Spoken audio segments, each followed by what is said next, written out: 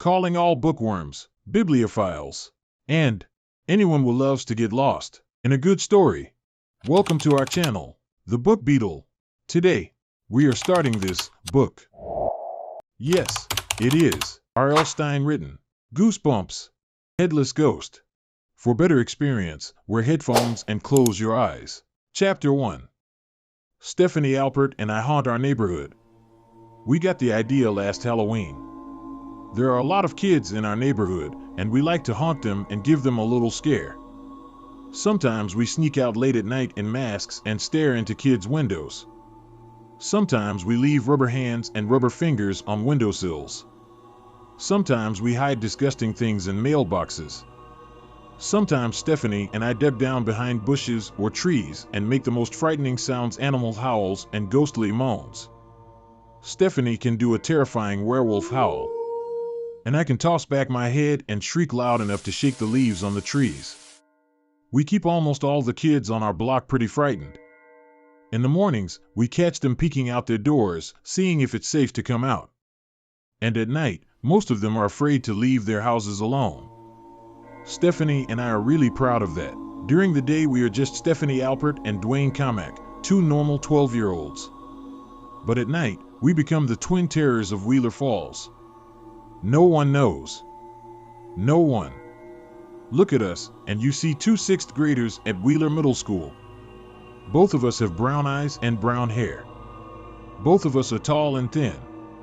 Stephanie is a few inches taller because she has higher hair. Some people see us hanging out together and think we're brother and sister.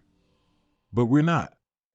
We don't have any brothers and sisters, and we don't mind one bit. We live across the street from one another. We walk to school together in the morning.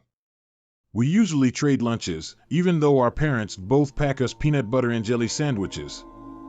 We are normal. Totally normal. Except for our secret late-night hobby. How did we become the twin terrors?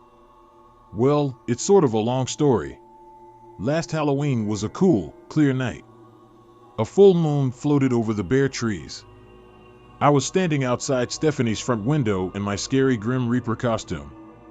I stood up on tiptoes, trying to peek inside to check out her costume. "Hey, beat it, Duane." No looking, she shouted through the closed window. Then she pulled down the shade. I wasn't looking. I was just stretching. I shouted back. I was eager to see what Stephanie was going to be.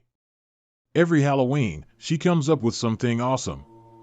The year before, she came waddling out inside a huge ball of green toilet paper. You guessed it. She was an iceberg lettuce.